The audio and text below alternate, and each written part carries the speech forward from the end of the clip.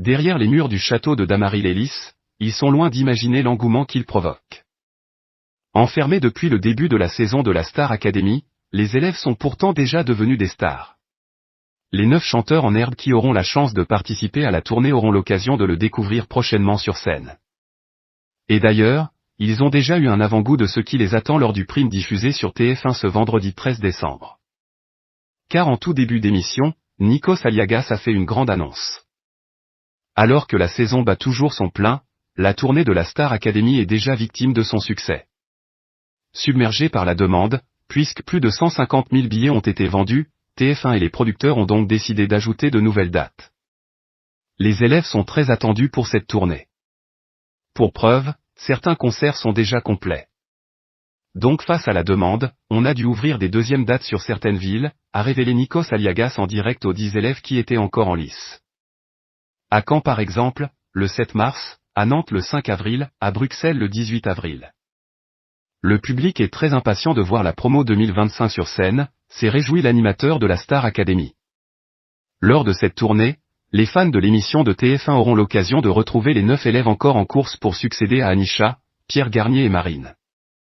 Malheureusement pour lui, c'est Léo qui a été éliminé durant ce prime couperet et qui n'aura pas l'occasion d'accompagner ses camarades sur les scènes françaises. En plus de Sarah, d'Ambre et de Bastien, les élèves de la tournée sont Victor, Anouk, Mélissa, Théopé, Léa et Jeanne qui se retrouveront donc sur le Star AC Tour 2026. Pour le moment, 31 dates ont d'ores et déjà été confirmées avant que de nouvelles ne soient donc ajoutées. Ils démarreront leur Tour de France à Reims le 27 février prochain, quelques jours après la grande finale de la Star Academy, et l'achèveront le 7 juin à Nice. Forcément effondré de quitter l'aventure avant d'être qualifié pour la tournée, Léo a fondu en larmes à l'annonce du verdict. Touché, Nikos Aliagas lui a envoyé des mots réconfortants. À mon avis, d'autres personnes vont prendre contact avec toi. Tu as montré ton talent avec un stoïcisme et en même temps une simplicité. Tu as été généreux quand il fallait, tu as été à l'écoute, tu as appris, tu as partagé, tu mets un pied devant l'autre, tu traces ta route, a réagi l'animateur de TF1. Désormais ex-candidat de la Star Academy, le complice de Jeanne va vite pouvoir se rendre compte du succès de la Star Academy. Pour cette soirée importantissime d'ailleurs, les téléspectateurs étaient à nouveau nombreux sur TF1 ce 13 décembre.